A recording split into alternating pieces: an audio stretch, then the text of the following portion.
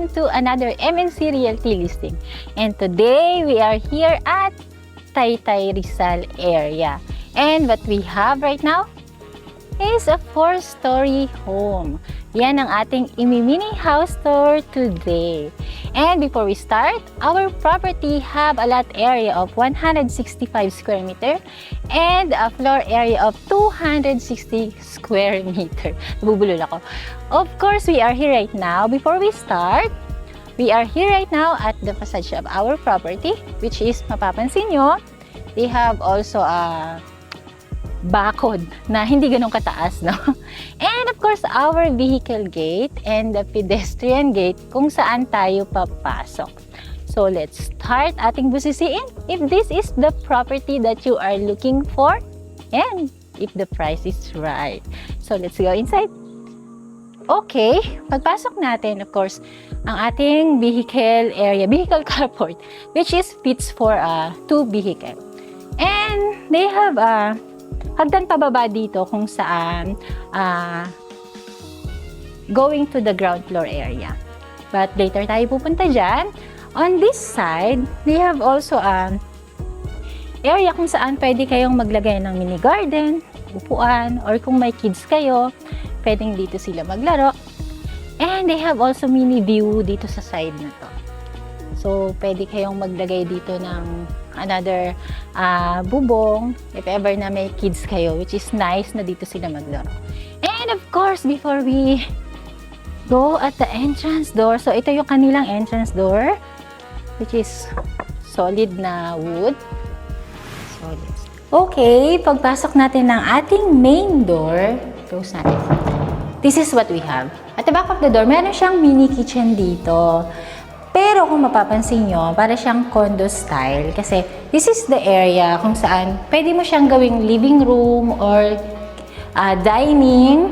And they have also view dito sa area na to kahit nasa first floor pa lang tayo.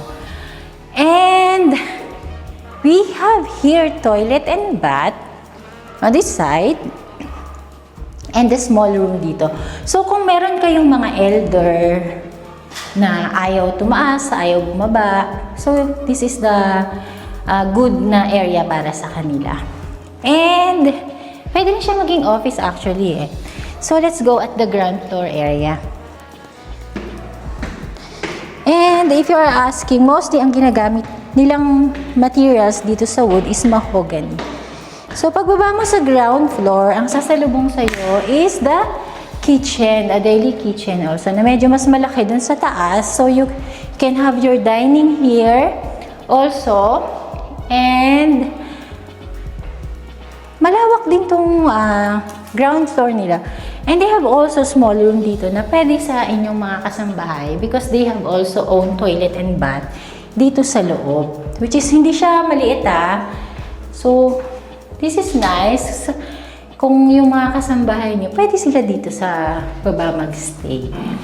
And on the outside, ito yung sinasabi ko sa inyo, hagdan from the parking area. So kung galing kayo ng market, pwede nang dumiretso pababa dito yung namalengke. Para hindi na kayo dadaan dun sa kabila.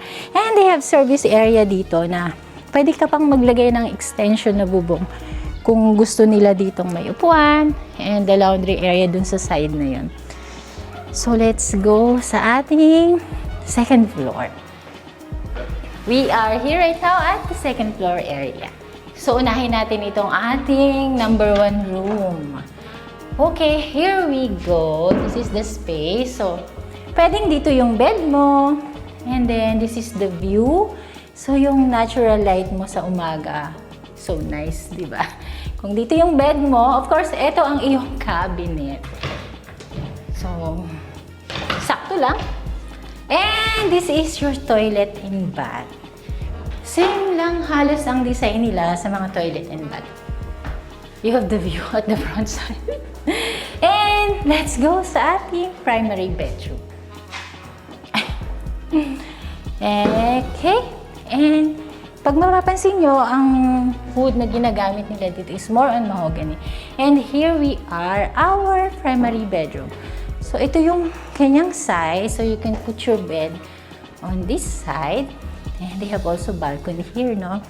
So, hindi mo po problemahin yung init. Actually, right now is tanghaling tapat pero malamig pa rin yung area. So, this is the view here. So, pagising mo, napaka-presko.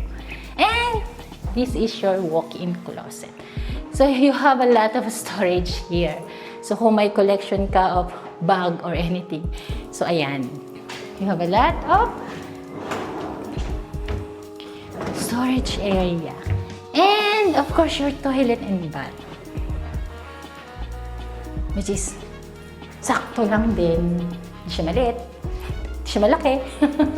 And, of course, you have a balcony on this side, dito sa ating harapan. Ito yung nakikita nyo na view pag nandun ka sa front area ng bahay. So, here we go. Let's go to our third floor area. So, we are here now at the fourth floor area. So, ito na yung pinakamataas na area ng bahay. So, pagpasok mo dito, they have space here na pwedeng dito kayo magstay if you don't want to go out kung sobrang mainit sa labas. Mag-coffee here. So, kung may kids, pwedeng nandito.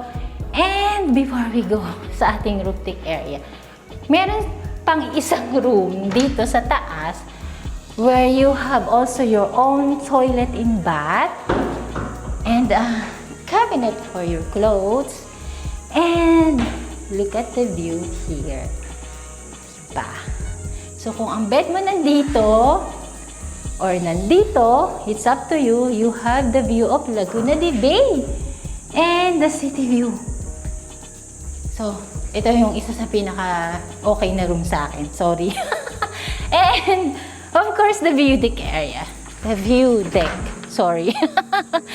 Here we are. So, this is the view. Diba? Isipin mo na lang, sa gabi, nandito ka nagkakape with a beautiful view.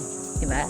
That is the Laguna de Bay, the BGC, the Makati area. So, yan yung matatanong mo dito.